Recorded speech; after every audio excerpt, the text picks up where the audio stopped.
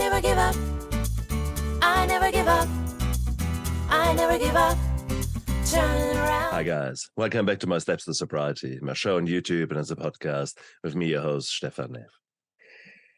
Sometimes you come across people and you read their core messages and their what they stand behind, and you think, you nicked that from me, or did I nick that from him? And because sometimes it's scary how alike the insights are that we gain from our own time in the darkness and from our experiences, either as recipients of treatment or being involved in treatment. And today is absolutely no difference there, because I've got Dr. Robb Kelly here, and he is an amazing man who tries to make this world a bit better. One patient, one client, one interview, one show at a time. This man is out there to make a difference in the world. And such people I honor with pleasure. So, Robb, thank you so much for coming onto my show. Of course. Great to be here, Stefan. It's going to be a good show. I'm excited. Oh, exactly. And it's amazing how alike we are, although you still have a bit of fluff there on the top. I was like you, including the more salt than pepper a few years ago. Meanwhile, the razor is doing the magic work. That's cool. And we both play guitar, I noticed. Yes. Oh, it is. Who was your father again? Yeah, exactly. Anywho, I'm making fun here. Robb, it is, no one ever wakes up and says, brilliant, I'm gonna help other people live their dream, become a really good person and deal with the trauma that is underlying their addictions. Most 8-year-olds don't talk like that. Who did you want to be when you grow up? Well, two things. I wanted to be a footballer, or soccer if you're an American listening, guys. So I wanted to be a footballer. And then secondly, and I think foremost, to be honest, I wanted to be a famous musician. Oh, excellent. I got my first guitar at the age of 4 or 5, and I was born into a musical family. My auntie and uncle were always on the road playing in clubs and pubs. So at the age of 9, I joined them. I was bass guitar was my favorite. Although I can play, like you, Stefan, probably I can play any instrument, and I'm mind boggles that people can't play. They go, "How do you do that? How do you not do that?" It's crazy. Oh, you have been allowed to tap into that side and develop that side. It's like going to the gym. And initially, whatever you try will be bloody hard work.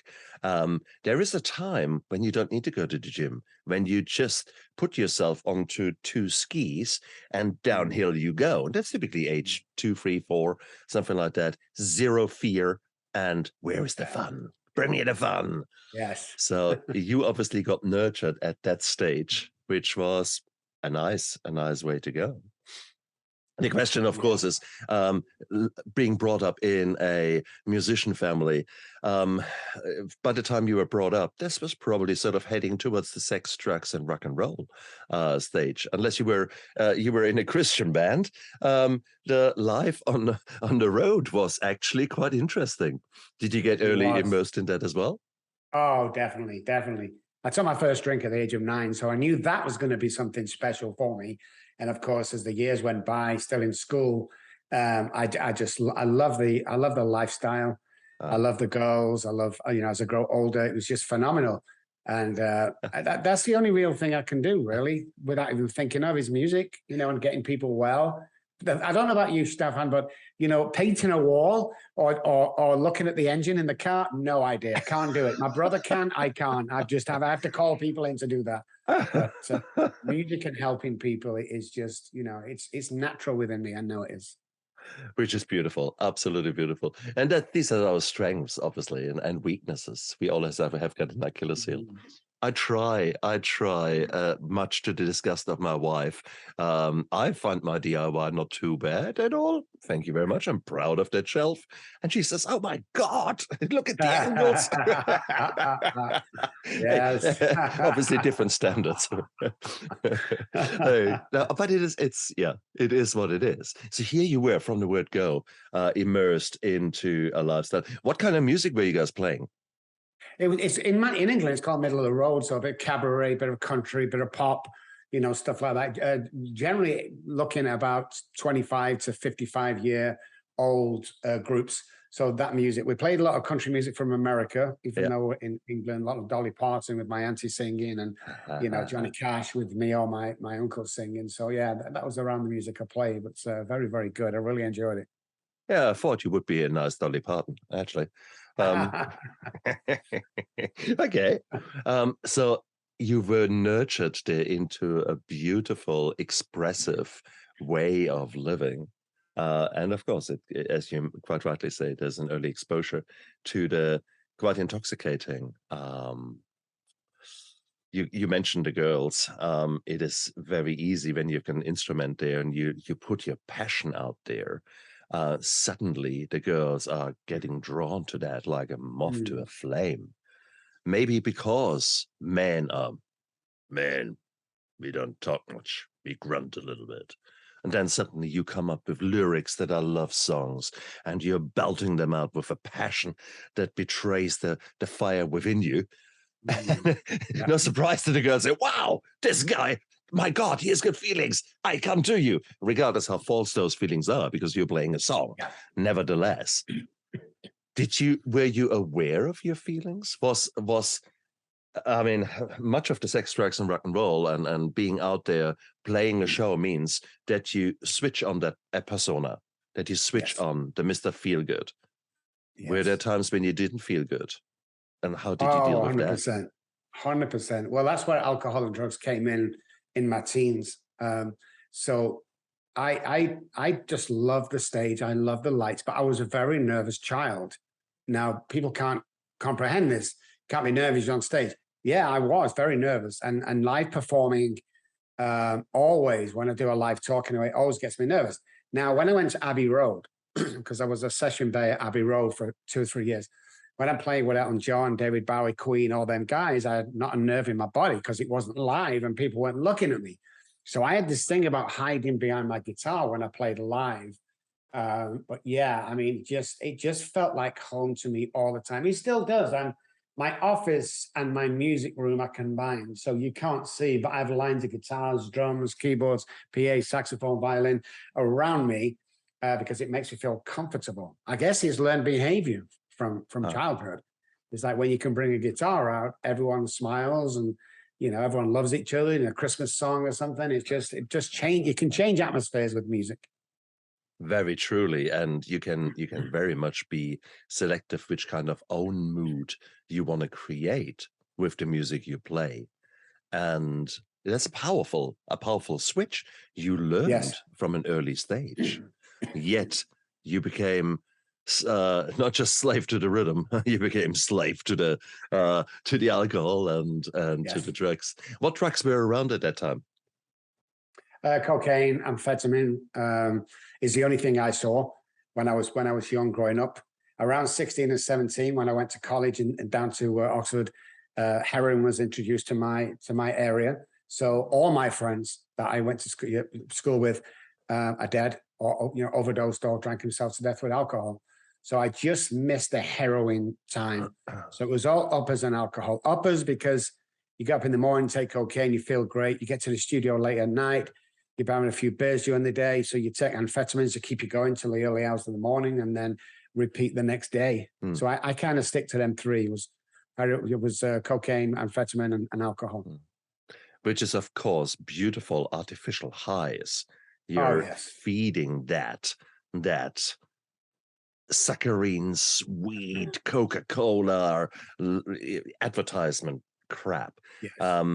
Having said that, when you're in it, it's beautiful. Oh, it's beautiful. That's the point. Yeah. I mean, people forget what it gives us. especially when Yes. you're a shy teenager, when you're a bit nervous teenager, as you expressed it, and suddenly you take a drug that gets rid of your inhibitions, and you just go for it, and maybe let the true person in you shine. Let's put it positive.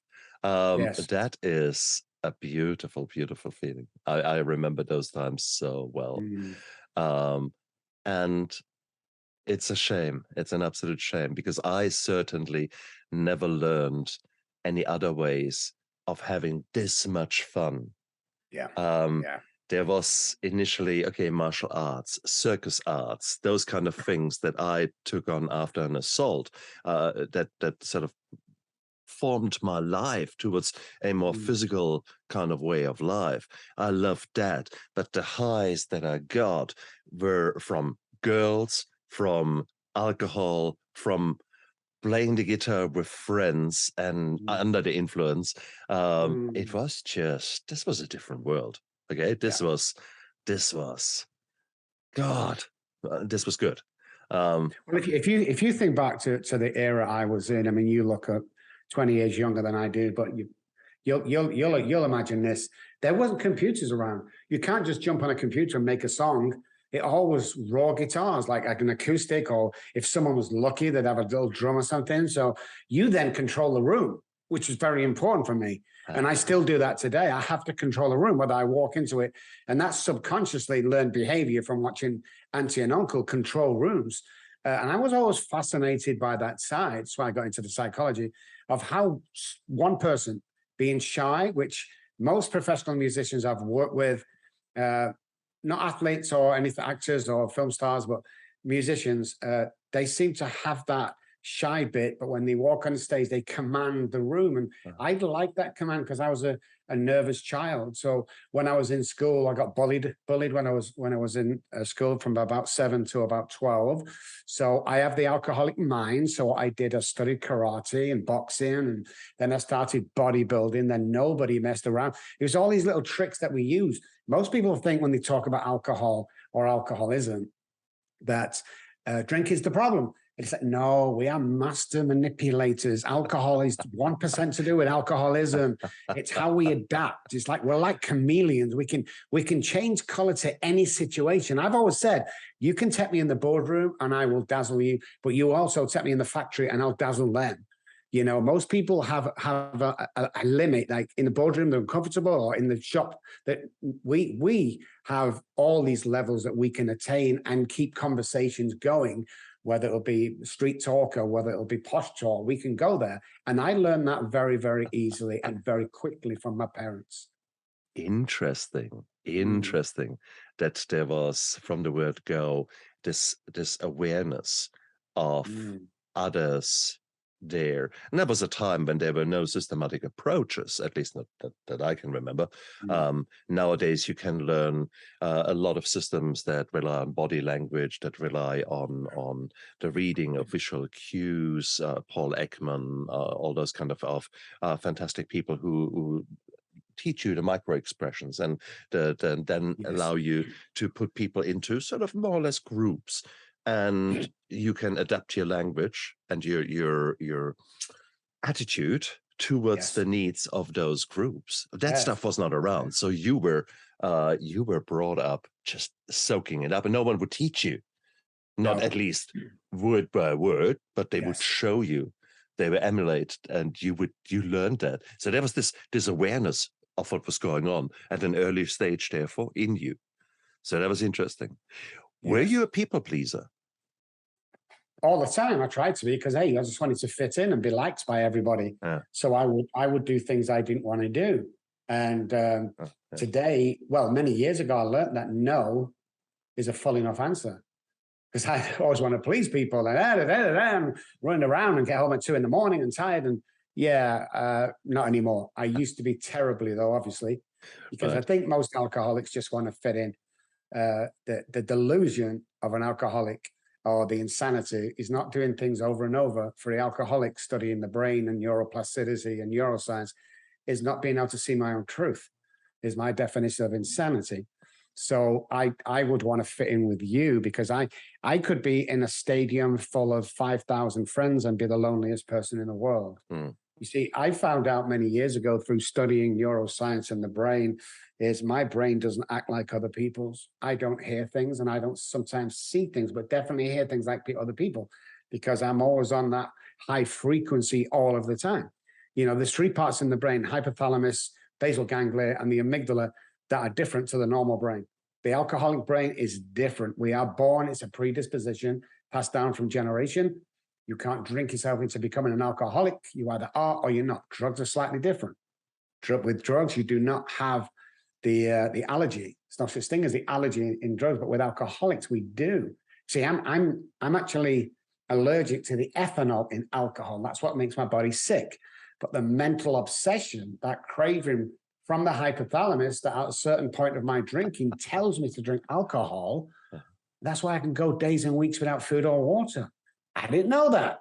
So when I was learning that, it was all new science, and I love that. I love to be able to, find my inner self, find me, and the reason why it was happening.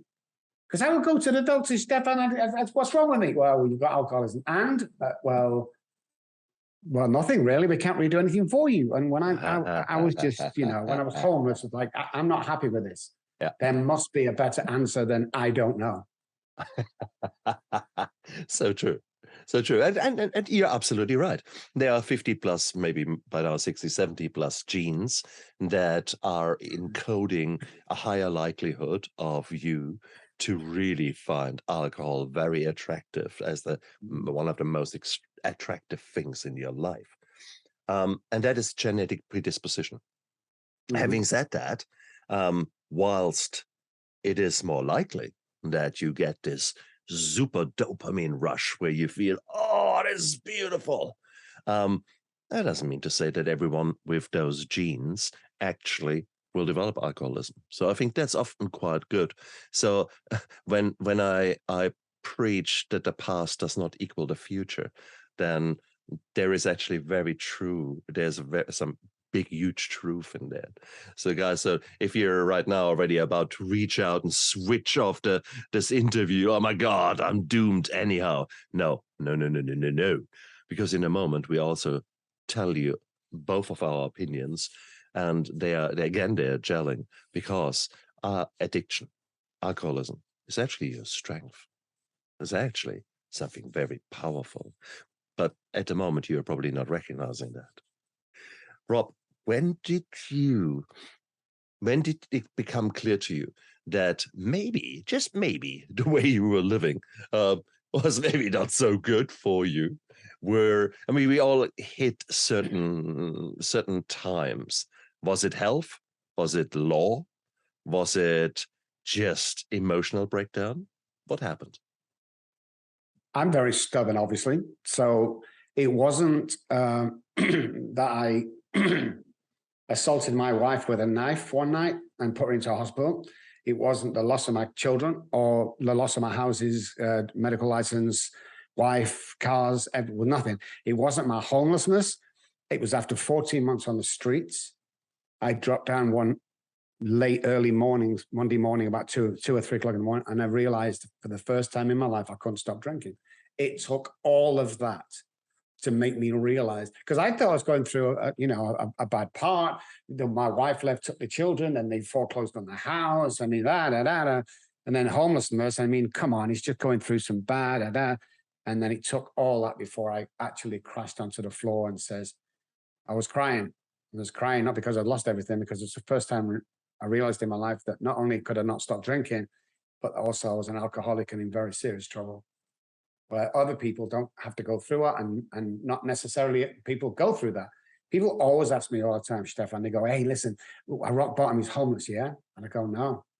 We've picked people up in $1,000 a night hotels, drinking $200 bottles of champagne. That was her rock bottom. It's psychologically, it's not, monetary by no means. But most people go there because we fight, thinking that the next drink is going to be okay. It never is. So true. And it's the fight, as you mentioned it. It is the ongoing chaos in which we find ourselves that we want to escape from.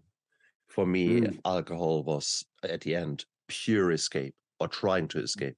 But at that time, I had also built up quite some tolerance. So it was actually Yeah. very difficult to escape. However, physically drunk I was, my mind was no longer able to escape. And that was, I think, the harshest thing, the meanest thing of all the alcohol. Alcohol initially was the best friend I could have had, because it allowed me so much to come out of my shell.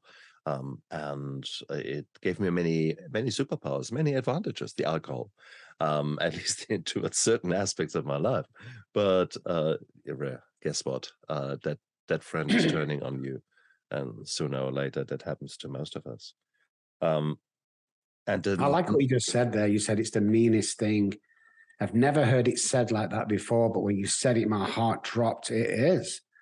It's the saddest and meanest thing that can happen to a human being, I think, because again, what people see is the symptom, the bottle, just stop drinking, everything will be okay. What they don't see inside is me dying on a daily basis. And more horrible is people watching me die on a daily basis. Yeah. That's the saddest and meanest thing, like you just said. I love the way you put that. It's so true, because we can't always describe to people where you are or what you're going through. I mean, we, like you said, oh man, you know, it's wrong that we look at it like that, and the actual education around alcoholism and addiction is so far behind what it should be, you know, that it's a lonely, horrible, sad, mean disease. Very, very true. And the problem with that disease also is one of its hallmarks is denial. 95% of people who are drinking far too much, if you tell them, hey, I think you're drinking too much, what do? We get defensive. We feel guilty and immediately get angry and resentful towards the person who is saying it. These are all beautiful, beautiful signs that actually, you probably are in trouble. How bad did it actually go for you? I mean, let's not wallow in the mud here, but I mean, what would you drink on a typical night or typical 24 hours?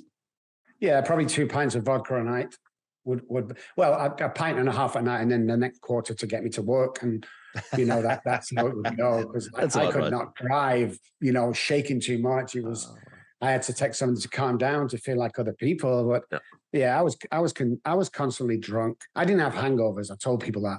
Why didn't you have hangovers? Because I was constantly drunk. That's the bottom line. I have no other excuse for it or no other reason. And that's beautiful that you can say that, because other people are ashamed and full of guilt.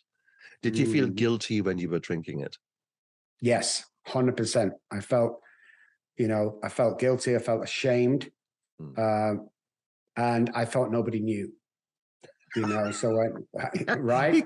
Exactly. That is a joke. I know. I mean, I thought it was my breath. I would buy a bottle of vodka and a little packet of mints and think, that's it. Everything should be okay. No one's going to smell it on my breath. Didn't know it come through the skin, and everybody ends up on vodka as an alcoholic. That's just a fact, I think.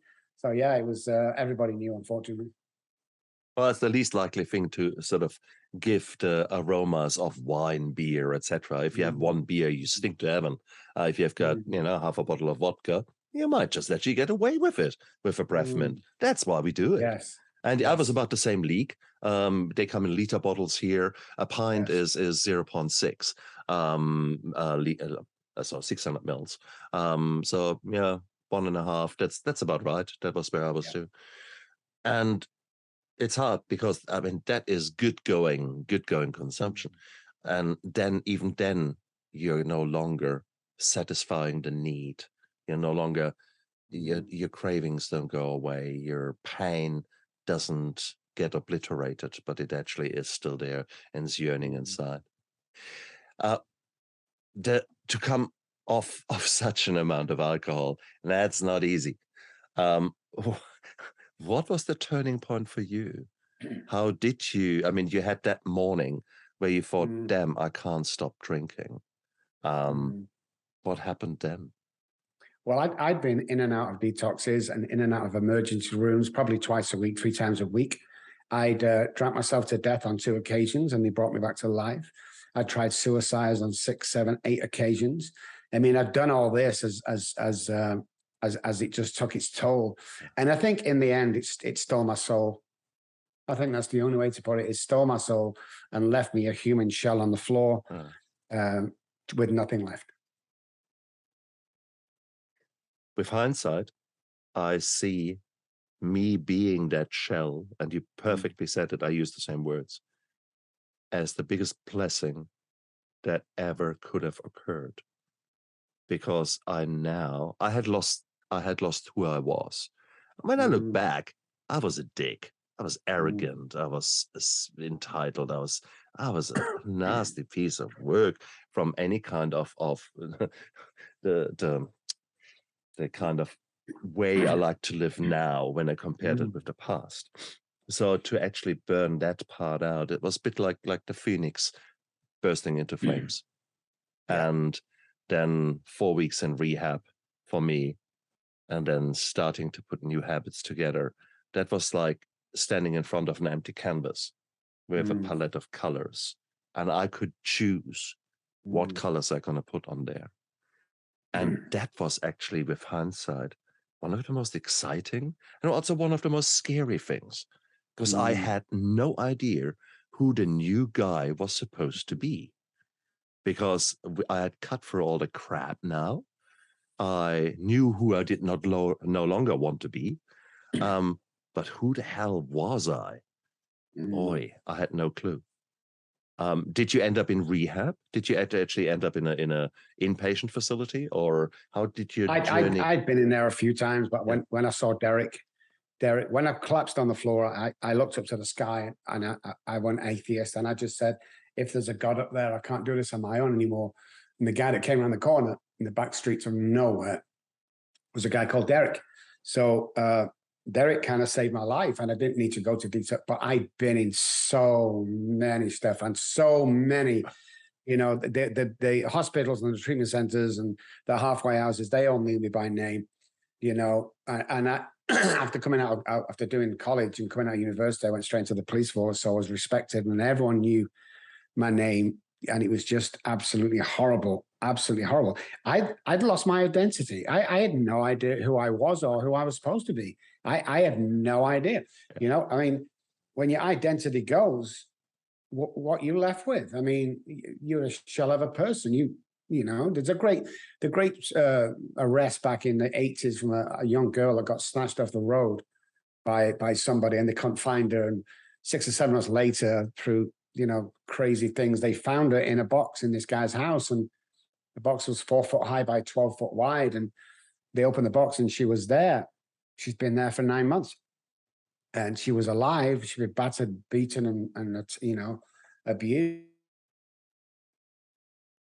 And when the police officer helped her out the box, she put a coat around her shoulders. And the first thing that the girl did was to get back in the box again. And I can identify with that. No matter how painful it got, that was my comfort zone.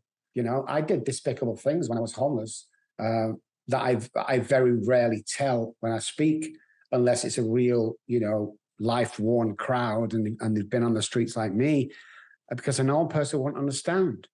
It's like, how can you be that person? So then you have to turn it around and go, hey, listen, people always ask me, was alcoholism an affliction?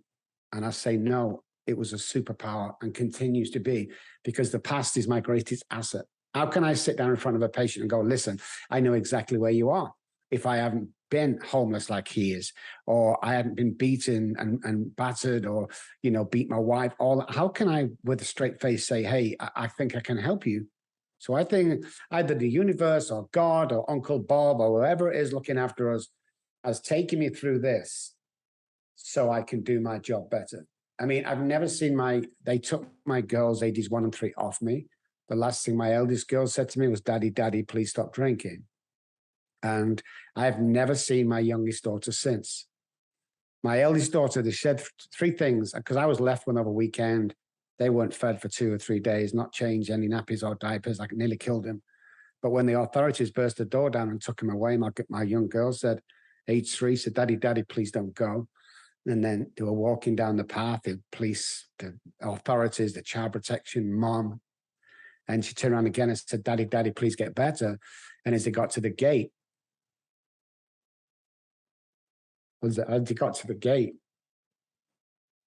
She turned around one more time and says, Daddy, please stop drinking. And I couldn't do it, Stefan. And that's when everything was taken away from me and I became homeless. So I'd literally tried to do everything. I tried to buy my sobriety. I tried to pray my sobriety. I tried to meetings. I tried doctors. I tried psychiatrists. I tried everything to try and get well. I've only 2 years ago, Stefan, my daughter messaged me on Facebook. Thank God for Facebook. And I went down there, and then on the next plane out of San Antonio, Texas, I flew back to England. I met her. It was after 30 odd years. It was crying. I was shaking. I was, all these thoughts of a terrible father trying to make things up. And then she walked me into a living room and she handed me my 3-month-old granddaughter. And I knew right there and then that I was doing God's work or universe work. I was doing the right thing. And she says, Dad, I want to go to school and be who you are.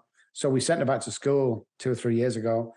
And as of 2 months ago or 3 months ago, today, she opened my Manchester clinic in the UK as my lead therapist. So yeah, it's a superpower.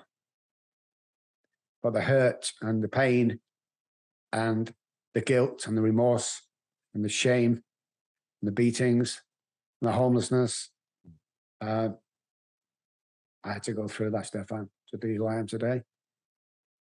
So when people come to me and say, who do you think you are? That's ego. I always smile at them and go, this is not ego. This is confidence built up over 30 odd years. My ego left me when they took my children off me. Wow. Wow.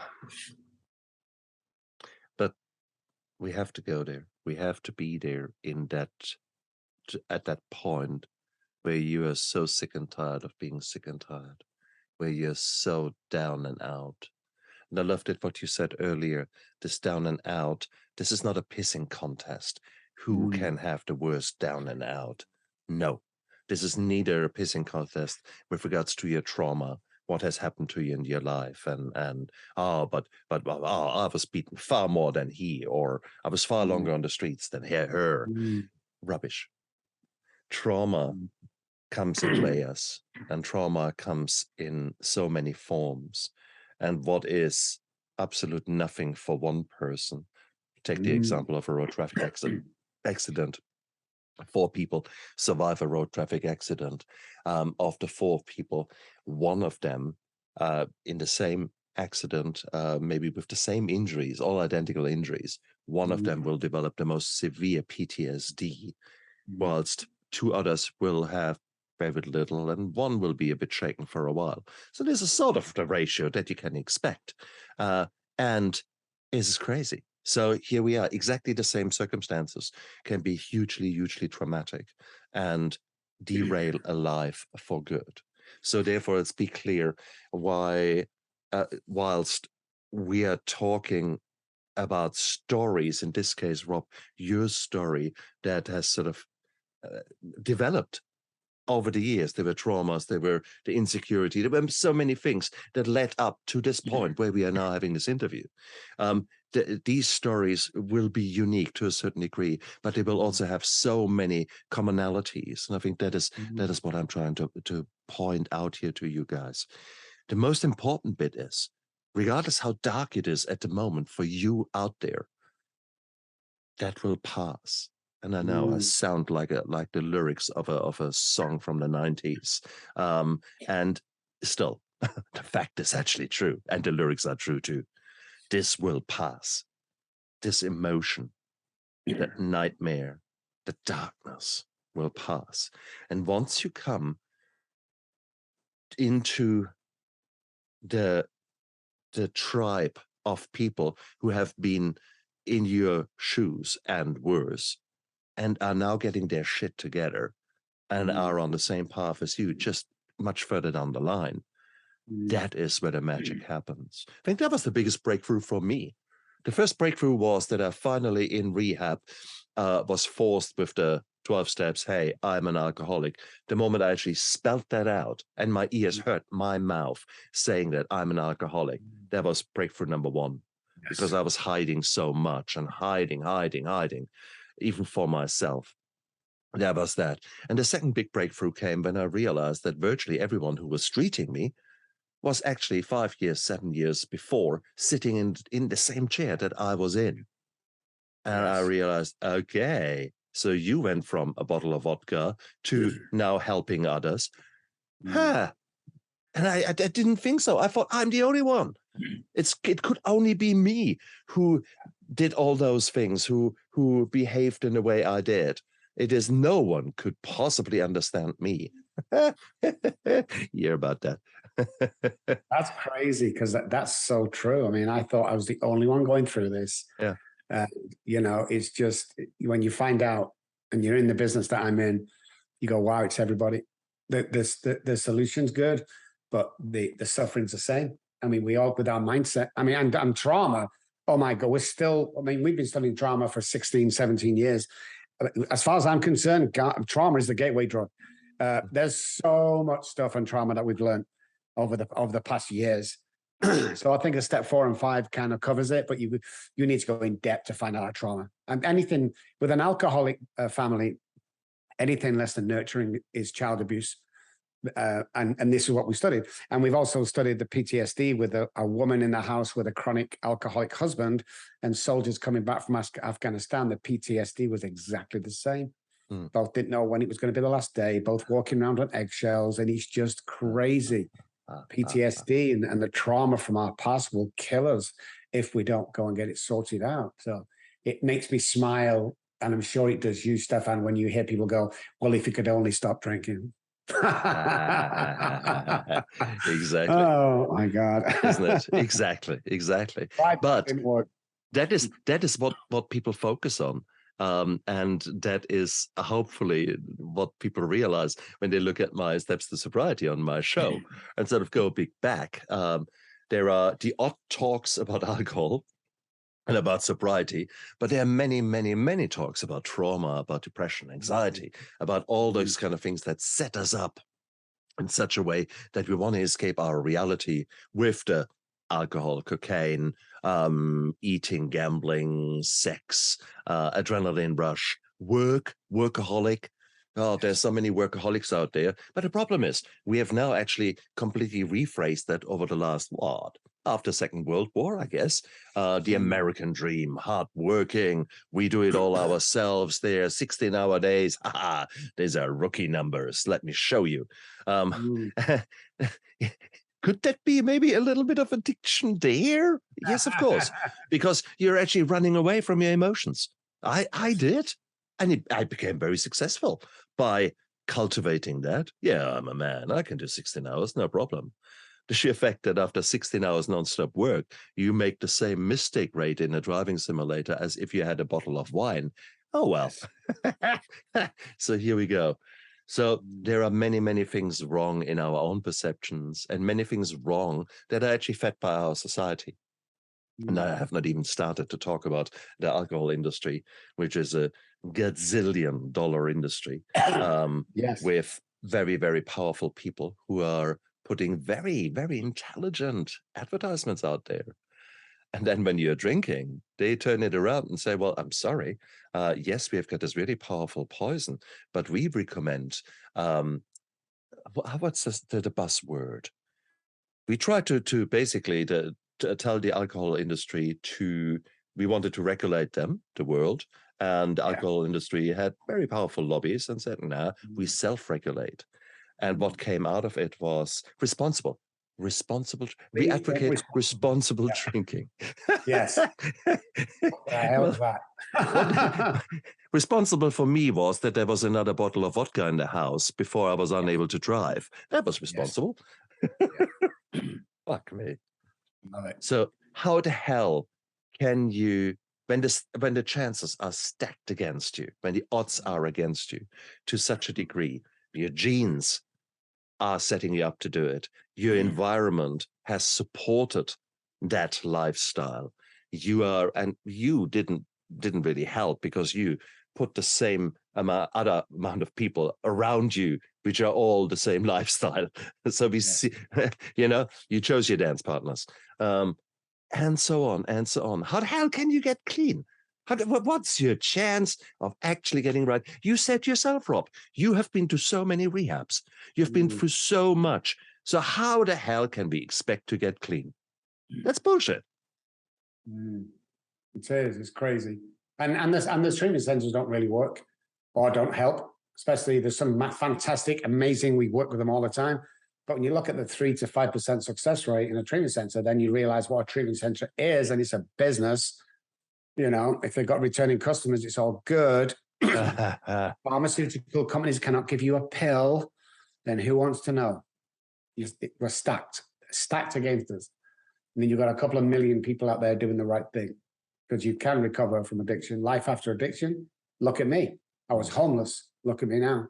Phenomenal. Absolutely stuff we do, movies, so coming out, we do TV, the books, I've got patients. I've worked with 7,500 patients over the last 30-something years that I've been trying to get people help. You know, it's passion. It's knowing quite well that everything fell into place for me to get well, and that there is help out there. But it's like anything. If you go to a mechanic and you don't know the area, you might get ripped off. Next day, your engine's still bad. You still break down. You don't know. It's all about knowing who is the good mechanic out there and going to him for help and being honest, being open. Yeah. It's scary. It's very scary. But it can't be any scarier than 4 o'clock in the morning when you've run out of vodka, when your nerves start to go and you start shaking and you think the whole world's going to come down and you want to just die. I mean, it's not scarier than that, believe me. And there just comes a time with everybody that you just go, I'm done. I've had it. It's one of the first things we are you done? Yeah, but are you done? Because if you're not, me and you don't need to talk. You know, come back when you're done. And I think, and you know this, Stefan, I think people know when they're done. No matter if they live in $1 million house or they're living on the streets, there comes a time when you can't do this anymore. Yeah. You know, and you just need help. And then we get to live 2 lives in one lifetime when we come back after that. Like I lived that bad part, and now I'm living today, 2 different people. Yeah. Absolutely 2 different people. And I like that. I like comparing when people come and go, what do you know, Rob, about being homeless? You know, and I go, let me tell you about my homeless. And they look at the house and the car I drive. I live life to the full today, Stefan. I dress crazily in pink and blues and green. I don't care. My Hike's hair spiked up. I'm 61 years old. I drive a crazy car. I don't care, because this is what recovery looks like. It doesn't matter how old you are. You know, I'm always listening to Jay-Z or Dr. Dre. People think I'm crazy. Grow up. You should be listening to classical music. It's like 2 lives in one lifetime. I'm not going to mess the second one up. I'm going to have as much fun as I can. And that's the point, isn't it? It is an appreciation of life, a newfound appreciation. I find I've seen the darkness, and you acted upon it. You actively tried to take your life. I did suicide in installments. I think that's the fairest thing. That is how I look at the way I was drinking. But I certainly had ideation. I had suicidal ideation. I had not a plan, because I'm a meticulous planner. So I plan things, and it needs to work out. And I could never find a way to make it look like like an accident. So therefore, there was never a guarantee that my family was looked after. And I'm very, very, very glad that I could not come with a good plan. So that maybe saved me at some very dark moments in my past life. But nowadays, I live such a different life. At the same token, I'm still an addict. I'm still prone to work. The workaholic is not out of me, and I need to manage that guy. The alcoholic is changing. So I'm no longer the alcoholic, but I'm the addict. In other words, have you had the whack-a-mole game? You stop drinking and you start smoking like a chimney. Then you stop smoking like a chimney, and then there is no woman safe from you because you go for the sex. Was that part of your journey as well? Yeah, definitely find I was doing from one to the other. I would crazily in the drinking days stop drinking and go on cocaine and thinking I'm sober. Yeah, exactly. Look at me, I'm not drank for 2 months. I'm in the gym, I'm looking amazing, and then all of a sudden I relapse because nothing's changed here. I never had a drinking problem, I had a thinking problem. It's not the alcohol. I always knew. I was outside a liquor store early, probably 4 or 5 o'clock in the morning, waiting for it to open. I was homeless. I was a pair of shorts. I had a little vest on and flip-flops. It was snowing and I was sweating profusely, which meant I was going into DTs. Sure. The guy opened the store at 5:30, was not supposed to sell alcohol till 10 a.m. He always snuck me in. He closed the door behind him. And on this particular occasion, I had no idea why. I put my £10 on the counter. He put the bottle on the counter. I was shaking so bad and sweating. I was banging headache. And for whatever reason this day, I just held the bottle in my hand and my shake stopped, mood changed, sweating stopped, and I felt in a great mood. I remember looking at the shopkeeper and looking back at the bottle, looking at him one more time back at the bottle, and I go, oh my God, it's not the alcohol. That was my big ha-ha moment. If I ever got off the streets, I was going to spend the rest of my life educating myself and helping people and families, can't leave the families out, education, it's not the alcohol. The alcohol's a symptom. It's like the spots to my chicken pox. It's not the problem.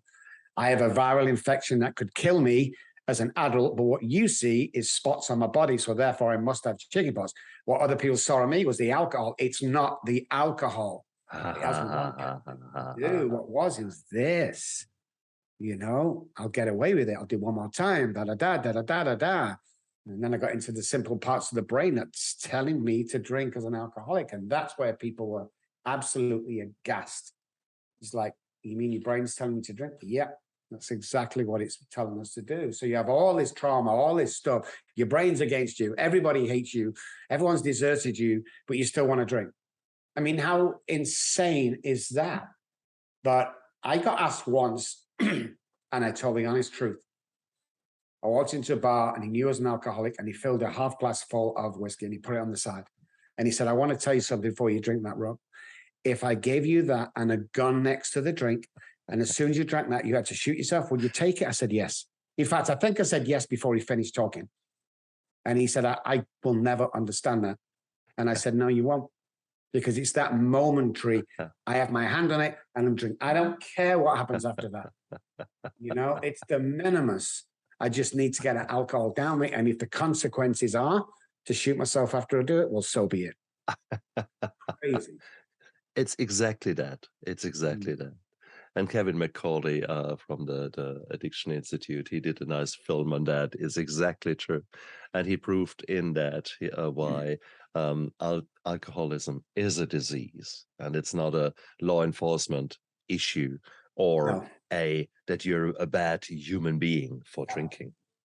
And how sensible the Betty Ford's recommendation of just don't do it is actually just think, oh, fuck off. Yes, no chance. No chance. Exactly. So I think we have come a long way from such ideas, yet they still percolate around out there, and there are still variations of a theme in various beliefs around the world. So therefore, I think it's our duty that we actually speak out about that and say this is a disease. But like all of the diseases on this world, most of them can be managed. Some of them can be cured. Mm-hmm. And I think I'm still sitting on the fence. I don't think you will ever be able to cure my addiction, because my alcoholism is a disease. The addiction is a series of traits that make me, that set me up for certain behaviors. So it's then my choice if I indulge in those behaviors. And that's where we in the recovery world are saying you either work on your recovery or you work on your relapse. And I think that is so important. To live a full life is meaning to live intentionally, to focus on what you're doing and asking yourself repeatedly, will those actions that I am about to do, are they helping me to become the human being who I truly want to be? Or are they actually feeding more the addict in me who wants to come out and wants to play? Yeah. And sometimes it can be quite confusing. Sometimes there's a bit of a fog of war because right now, I'm tired and really I need to keep going. What do? Well, you take probably some chocolate and a coffee. And guess what? That sugar rush gives you that dopamine. Yeah, baby, I'm back in the game. So here you are. Okay, so I've just fed my not so healthy side. Yet the circumstances demand that I keep going. And maybe as a doctor, there are times when you just don't say, okay, I want to have a big, long break now. It doesn't work like that in my job. And there are many other jobs like that. There are times in your life when you have to survive. Yes. And sometimes you have to do things that maybe you're not so proud of. And that's okay. That's absolutely okay, because the world is not ideal. You're not living in this beautiful protected bubble. That is when you're in rehab. The first 4 weeks in rehab, whilst it is traumatic, it's a beautiful bubble. You're protected, and there are likewise people out there. But now you have learned new skills, and now you're being put out into the world, and there are nasty things happening out there, and that's the challenge. How do you teach that to your clients when how do you let them go? How do you prepare them for the nasty world out there? Well, the nice thing what we do is, because we don't isolate people for 30, 60, 90 days, is we are purely telehealth today. Right. So we work with them in their environment, in their home, in their office, and we work with them daily. So it's 1 hour every day for 90 days for the patient. So, and 2 days for the mom or the daughter over the age of 18. It's a family disease. So we're working through problems as they arise in the general world. So if you get fired or this happens, we're dealing with that daily. So when we do, after the 90 days, we drop them down to a 4-day a week for another month. And then we drop them down to 2 days. And then we do a free of charge 5-year management case study on them. Right. And it helps our figures. You know, we have a 97% success rate right now. Nice. And a money back guarantee. We're the only people who offer a money back guarantee. But that's years and years of training. So I think usually 9 out of 10 times they're ready to go. They haven't been locked up. Everything's happening around them, and they're facing problems as they come up on a daily basis. So we find after the period of time they spend with us, they're really ready to go. And we always say to them, you know, you're always going to be family. You're never on your own. And there's patients and wives of patients that always call my wife up, you know, just have a 5-minute chat just to keep in touch. I mean, it's just like the only thing, we're a family business. The only thing that we want to be is of help to your family that's going through this, because it's the most misunderstood disease. And alcoholism is the only self-diagnosed disease. 10 DUIs do not make you an alcoholic. It's something that happens. Physician gives you an idea, but I can't tell if you're an alcoholic and vice versa. Only I know when alcohol goes into my body, I act different to the guy next door to me. And I think more people need to look at that. My dad has a great saying, Stefan. He said, if you can just stop drinking for your children. Sorry, Dad, can't do that, unfortunately. No idea why I couldn't, but I couldn't do it. Yeah. So if there was an exception to the rule, it was going to be me. Believe me, I fought so hard to. Because what I wanted to do is drink successfully and go back to them rooms and people and go, I told you, losers. I could do it, but never going to happen. And that's where we say, I mean, for Christ's sake, 1 drink is too many, 1,000 not enough. So I mean, we say that for a damn good reason. Yes. Okay. See, that's interesting. Because throughout my drinking time, I would have read self-help books. There's probably not a self-help book that I didn't have in my shelf when we still had books, not Kindles, and which I would have not read. Of those that I read, I probably would have put into action less than 1%, something like that. Yeah. So, and I did not have people to hold me accountable for. That was probably one of the big things there. Having said that, I was also not ready. So I think it is important to say that for me, for a long time, I was not ready. And then finally I was admitted to the rehab. And I cherished the 4 weeks because I was taken literally out of my environment, in which there would have been so many triggers, in which there would have been so many opportunities. It was really hard for me to be in a new environment. For me, I think that allowed me to finally get my head clear. For many people in the last 2 years, that was not possible. We had COVID. There were people lived in isolation. And I'm so pleased that you took on that challenge and went about it in a different way, developed a method and an approach that worked for this new challenge to so many people in this world. And that is the telehealth. That is a new way of doing things. And that's remarkable. For that, I commend you, man, because we need to adapt to change. And if we don't do that, we fall back into the old problems and the old ways. So it's amazing. Can I just say though one thing? Earlier on, you mentioned a 3, 4, 5% success rate. It's interesting. Let's rephrase that. I would dare to say that the people who, like me, went to the former Capri Rehabilitation Hospital. It's no longer in existence, unfortunately. That was an institution that was like yours. There was a very clear expectation that this is not just 4 weeks, but we keep working together and we keep going. And it's this ongoing being held accountable. It's this ongoing support and a very productive way of dealing with the family disease. That was so beautiful. So exactly. So what you actually have described, what you're doing, are the ideals of, or the features of an ideal rehabilitation program.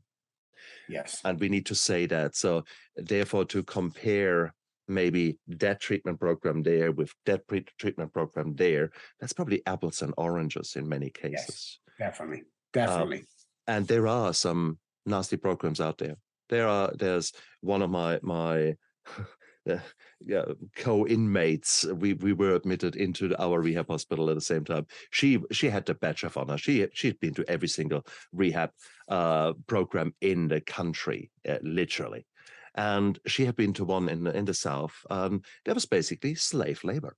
So she was there literally as like a slave on a plantation, picking peppers, cucumbers, etc. And then once a week, 2 hours, someone came in, talked to them about what they were doing and what they should be doing, and then went again. And that was the whole rehabilitation. And guess what?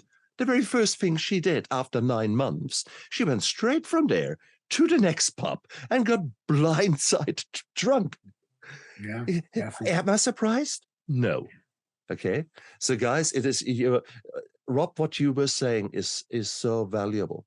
You need to think through what are the features of an ideal program. I talk about it in my Steps to Sobriety in my book, but ultimately, do your homework. Do your homework. And that probably refers more to the loved ones, those people who maybe want to help the addict, because which addict will now do a nice comparison, for Christ's sake? No, but it is basically do your homework and talk to the people and see what it entails, what the focus is with the rehabilitation program. And Rob, with you, that is, I mean, you put yourself out there. You're exposing your ideas to the public and therefore to criticism. And so those things that you're saying can easily be checked. So, Rob, if people want to know more about you and maybe want to find you, where should they go? Just jump onto any search engine. I spell my name with 2 B's, ROBBKELLY.com is the website. Just jump on, but Dr. Robb Kelly anywhere will pop up. If we can help, direct, talk, we will do. And there's loads of stuff online that you can go and find. On the website and on Amazon and in Walmart, you'll find my book, Daddy, Daddy, Please Stop Drinking. And the only reason why we mention that is we never take a dime from it.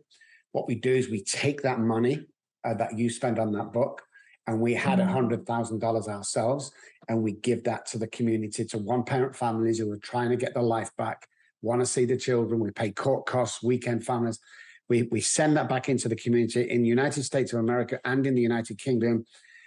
So jump on, have a read. And if you don't like it, text me. I'll send you the money back. Don't worry about that. Just give it to someone who's going to enjoy it. And we enjoy what we do because we just love it. Love this company and love this world and love people in recovery. I mean, it really is it's hard work, not hard work. How's that one, Stefan? Let's come up with that now. Hey, you're so right. You're so right. We are seeing nowadays every second as an opportunity. We are seeing it as the gift that really each and every second is. And yes. I love that. I love to have the right to choose what I want to do, and will that help me? Will that make me a better person? And it is beautiful. It is so beautiful. And I'm no longer in shackles. I'm no longer in shackles to my disease, to my alcoholism. I'm no longer in shackles with regards to my emotions.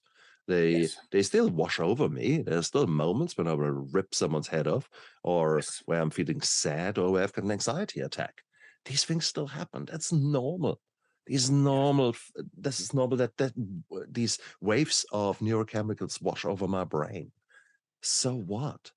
Yes. Nowadays, I use them as messengers, and I try to figure out, okay, what are you trying to tell me there? Why am I anxious? Oh, I haven't had breakfast. I haven't hydrated. My bladder is full. And I'm actually quite tired because I burned the candle again on both ends. Yes. Duh. Okay, so here you are. It's lovely to actually start going into your feelings and get to know you. But you need to do that with the help of someone else. You don't know what you don't know. And someone else needs to listen to you, what you're saying. And more importantly, listen to you, what you're not saying. And that's where really a community comes together. That's where your own tribe comes together. And I so invite you to accept that addiction is lying to you. Depression is lying to you. If they say it's hopeless, it's bullshit, absolute bullshit. There is hope out there. There is a life out there waiting for you guys. So don't believe the lies in your head, but actually check people out who have been there, done that. And Dr. Robb Kelly is not a bad starting point, may I say. So guys, look down there into the description of the YouTube video and of the podcast. All the information is down there, easy for you to click. Whilst you're down there, press the like and subscribe button so that you don't miss any of the fantastic interviews, the fantastic guests I've got here. And it is an ongoing journey, just as much as trauma occurs in layers, healing occurs in layers. And you might not have been ready to hear the message half a year ago or 6 years ago. It doesn't matter. Right now matters. This moment matters. And the sheer fact that you guys have listened to this interview, that tells me that you're ready and that you're about to take action. And for that, I commend you. And for that, I want to give you a huge hug, guys out there. Live with passion, look after yourself, and check Dr. Robb Kelly's links out down there. Robb, you're an amazing man. I'm so looking forward to have you again on my show, because needless to say, you are transforming, you are learning, you are growing. So have you figured out who you want to be when you grow up? Not yet. It's going to be fun. Yeah, exactly. Exactly right. Robb, thank you so much for being a guest on my show. Thank you, Stefan. Good to see you. And you guys out there, look after yourself. I never give up. I never give up. I never give up. Turn around.